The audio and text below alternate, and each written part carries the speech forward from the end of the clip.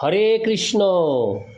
আজ 26শে আষাঢ় 1433 ও 11ই জুলাই 2026 শনিবার একাদশী যোগিনী। এই যোগিনী একাদশীর দিন আমি ভাগবত পাঠ করছি। আজ আমি পাঠ করছি ভাগবতের চতুর্থ স্কন্ধ দ্বিতীয় ভাগ সপ্তবিংশতি অধ্যায় পুরঞ্জনের নগরীতে চণ্ডবেগের আক্রমণ কালকন্যার উপাখ্যানের শ্লোক 9 থেকে 10। হরে কৃষ্ণ কৃষ্ণ কৃষ্ণ হরে হরে, হরে রাম রাম রাম হরে হরে। শ্লোক 9। পুত্রানাং চাভোবন পুত্রা একৈকস্য শতং শতম জৈর্বৈ পৌরঞ্জন বংশ পঞ্চালেষু সমেধিত। অনুবাদ: পুরঞ্জনের এই সমস্ত পুত্রদের প্রত্যেকের শত শত পুত্র হয়েছিল। এইভাবে রাজা পুরঞ্জনের পুত্র ও পৌত্রদের দ্বারা পঞ্চাল রাজ্য ভরে গিয়েছিল। তাৎপর্য: আমাদের মনে রাখতে হবে যে পুরঞ্জন হচ্ছে জীবাত্মা এবং পাঞ্চাল নগরীটি হচ্ছে দেহ। দেহ হচ্ছে জীবের কর্মক্ষেত্র, যাদের সম্বন্ধে ভগবদ গীতায় বলা হয়েছে ক্ষেত্র ক্ষেত্রজ্ঞ দুটি অংশ রয়েছে। একটি হচ্ছে জীব ক্ষেত্রজ্ঞ এবং অন্যটি হচ্ছে জীবের দেহ ক্ষেত্র। দেহ সম্বন্ধে একটু বিচার করলেই যে কোনো জীব বুঝতে পারে যে তার দেহটি হচ্ছে একটি আবরণ এবং সেই দেহটি তার সম্পত্তি। ব্যক্তিগত অভিজ্ঞতার দ্বারা এবং শাস্ত্র প্রমাণের দ্বারা সেই কথা বোঝা যায়। ভগবদ্গীতায় 2:13 বলা হয়েছে, দেহি নহসীন যথা দেহে। দেহের মালিক আত্মা দেহের ভিতরে রয়েছে। হরে কৃষ্ণ। দেহের মালিক আত্মা দেহের ভিতরে রয়েছে। দেহটি হচ্ছে পঞ্চাল দেশ বা কর্মের ক্ষেত্র, যেখানে জীব তার ইন্দ্রিয়ের দ্বারা মাটি, জল, আগুন, বায়ু ও আকাশ এই পঞ্চমহাভূত থেকে উদ্ভূত গন্ধ, রস, রূপ, স্পর্শ ও শব্দ এই পঞ্চ বিষয়কে ভোগ করে। এই জড়জগতে সূক্ষ্ম ও স্থূল জড়দেহের আবরণে আচ্ছাদিত প্রতিটি জীব কর্ম ও তার ফল সৃষ্টি করে, যেগুলিকে এখানে রূপক অর্থে পুত্র ও পৌত্র রূপে বর্ণনা করা হয়েছে। 2 প্রকার কর্ম এবং তার ফল রয়েছে, পুণ্য ও পাপ। এইভাবে আমাদের জড় অস্তিত্ব বিভিন্ন প্রকার কর্মফলের দ্বারা আবৃত হয়। এই প্রসঙ্গে শ্রীল নরোত্তম দাস ঠাকুর বলেছেন, কর্মকাণ্ড জ্ঞানকাণ্ড কেবল বিষের ভাণ্ড, অমৃত বলিয়া যেবা খায়, নানা জনি সদা ফিরে, কদর্য ভক্ষণ করে, তার জন্ম অধোপাতে যায়। সকাম কর্ম ও মনোধর্ম প্রসূত জ্ঞান হচ্ছে 2টি বিষের ভাণ্ড। সেগুলিকে অমৃত বলে মনে করে যে তা পান করে, তাকে জন্ম জন্মান্তরে বিভিন্ন শরীরে নানা প্রকার দুঃখ কষ্ট ভোগ করতে হয়। এই প্রকার জীবেরা নানা প্রকার কদর্য বস্তু ভক্ষণ করে এবং তাদের ইন্দ্রিয় সুখভোগের কার্যকলাপের ফলে অধঃপতিত হয়। এইভাবে কর্ম ও কর্মফলের ক্ষেত্র, যার দ্বারা বংশবৃদ্ধি হয়, তার শুরু হয় যৌন জীবনের ফলে। পুরঞ্জন তার সন্তান উৎপাদন করার মাধ্যমে বংশবৃদ্ধি করেছিল এবং কালক্রমে তার সন্তানেরাও সন্তান সন্ততি উৎপাদন করেছিল।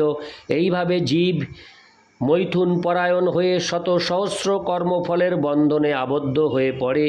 এইভাবে সে কেবল তার ইন্দ্রিয় সুখভোগের উদ্দেশ্যে এই জড় জগতে থাকে এবং এক দেহ থেকে আর এক দেহে দেহান্তরিত হয়।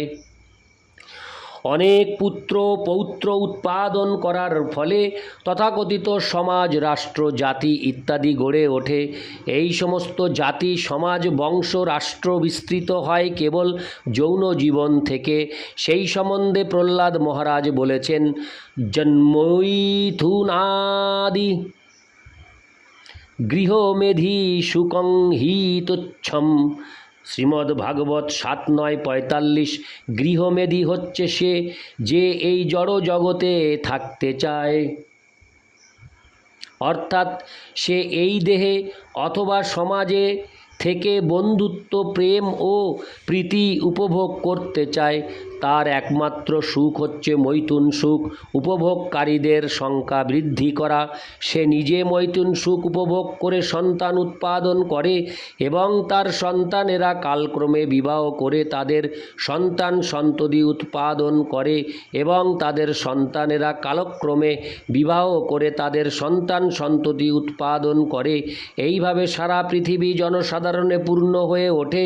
তারপর হঠাৎ জড়া প্রকৃতির নিয়মে যুদ্ধ, দুর্ভিক্ষ, মহামারী, ভূমিকম্প ইত্যাদির ফলে জনসংখ্যা বিনষ্ট হয় এবং তারপর আবার তাদের সৃষ্টি হয়। সেই পন্থার বিশ্লেষণ করে ভগবদ্গীতায় 8:19 বলা হয়েছে, ভূত্তা ভূত্তা প্রলীয়তে, কৃষ্ণ ভাবনামৃতের অভাবে এই সমস্ত সৃষ্টি এবং বিনাশ মানব সভ্যতার নামে চলছে। আত্মা ও পরমাত্মা, হরে কৃষ্ণ, আত্মা ও পরমেশ্বর ভগবানের জ্ঞানের অভাবে এই সংসার চক্র নিরন্তর আবর্তিত হচ্ছে। ইতি শ্লোক 9। শ্লোক 10। তেষু তদ্রিকথহারেষু গৃহকোষানুজীবিষু নিরূঢ়েন মমত্বেন বিষয়েষণ্ণবদ্ধত। অনুবাদ: রাজা পুরঞ্জনের এই সমস্ত পুত্র পৌত্রেরা প্রকৃতপক্ষে তার গৃহ, কোষ, ভৃত্য, সহকারী আদি সমস্ত ধন সম্পদের লুণ্ঠনকারী ছিল। এই সমস্ত বিষয়ের প্রতি পুরঞ্জনের আসক্তি অত্যন্ত গভীর ছিল। তাৎপর্য: এই শ্লোকে রিক্থ হারেষু শব্দটি অত্যন্ত তাৎপর্যপূর্ণ, যার অর্থ হচ্ছে ধন সম্পদ লুণ্ঠনকারী। পুত্র, পৌত্র ও অন্যান্য বংশধরেরা চরমে মানুষের সঞ্চিত অর্থ লুণ্ঠন করে। অনেক বিখ্যাত ব্যবসায়ী ও শিল্পপতি রয়েছেন যারা প্রভূত ধন সম্পদ উপার্জন করেছেন এবং জনসাধারণের কাছ থেকে প্রভূত খ্যাতি অর্জন করেছেন, কিন্তু চরমে তাদের সমস্ত ধন সম্পদ তাদের পুত্র ও পৌত্রেরা লুণ্ঠন করেছে।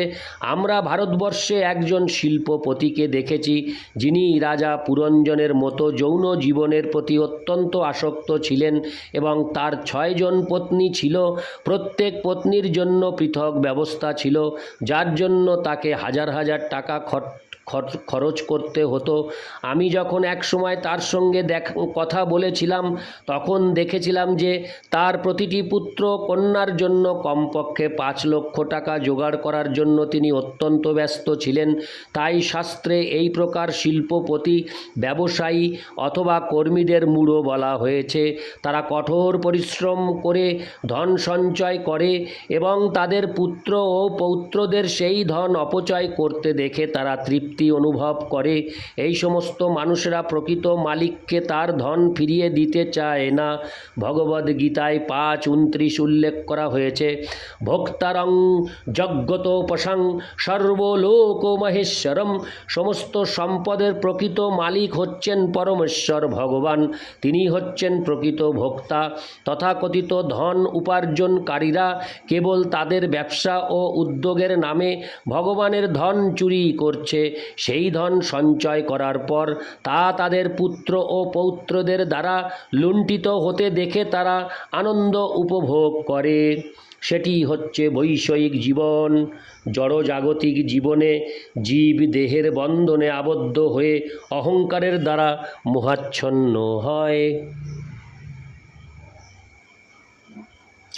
তার ফলে তারা মনে করে এই শরীরটি হচ্ছে আমি মানুষ, আমি আমেরিকান, আমি ভারতীয়। অহংকারের প্রভাবে এই দেহাত্ম বুদ্ধির উদয় হয়। অহংকারের দ্বারা মোহাচ্ছন্ন হয়ে জীব নিজেকে কোন বংশের, দেশের অথবা জাতির অন্তর্ভুক্ত বলে মনে করে। হরে কৃষ্ণ।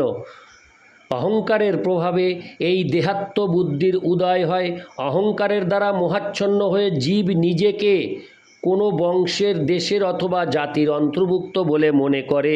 এইভাবে জড়জগতের প্রতি তার আসক্তি গভীর থেকে গভীরতর হয়।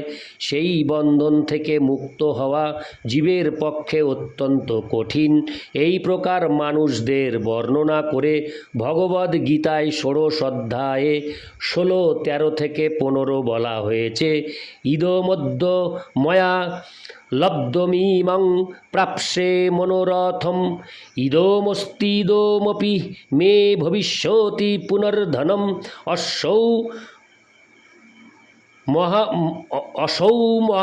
হরে কৃষ্ণ অসৌ ময়া হত শত্রুর হনিষ্যে চাপরানপি ঈশ্বরোহমহং ভোগী সিদ্ধোহং বলবান সুখী আড্ডোহো বীজনবানস্যি কোহন্যে হস্তি সদৃশ ময়া যক্ষে দাস্যামি মোদিষ্য ইত্য জ্ঞান বিমোহিতা। আসরিক মানুষেরা মনে করে আজ আমার কাছে এত ধন রয়েছে এবং কাল আমার পরিকল্পনার দ্বারা আমি আরও ধন লাভ করব। এখন আমার এত রয়েছে এবং ভবিষ্যতে তা আরও বর্ধিত হবে। সে আমার শত্রু ছিল এবং আমি তাকে সংহার করেছি। আমার অন্যান্য শত্রুরাও নিহত হবে। আমি হচ্ছি সব কিছুর অধীশ্বর, আমি ভোক্তা, আমি সিদ্ধ, বলবান ও সুখী। আমার অভিজাত আত্মীয় স্বজনদের দ্বারা পরিবৃত আমি হচ্ছি সবচাইতে ধনী ব্যক্তি। আমার মতো শক্তিশালী ও সুখী আর কেউ নেই। আমি যজ্ঞ করব, কিছু দান করব এবং এইভাবে আমি সুখ ভোগ করব। এই প্রকার মূর্খ মানুষেরা এইভাবে অজ্ঞানের দ্বারা মোহিত। এইভাবে মানুষ বিভিন্ন শ্রম সাপেক্ষ কার্যকলাপে যুক্ত হয়। হরে কৃষ্ণ। এবং তাদের দেহ, গৃহ, পরিবার, রাষ্ট্র ও জাতির প্রতি তাদের আসক্তি ক্রমশই অত্যন্ত গভীর হয়। ইতি শ্লোক 10। হরে কৃষ্ণ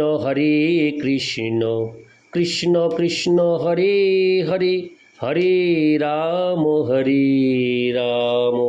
রাম রাম হরে হরে।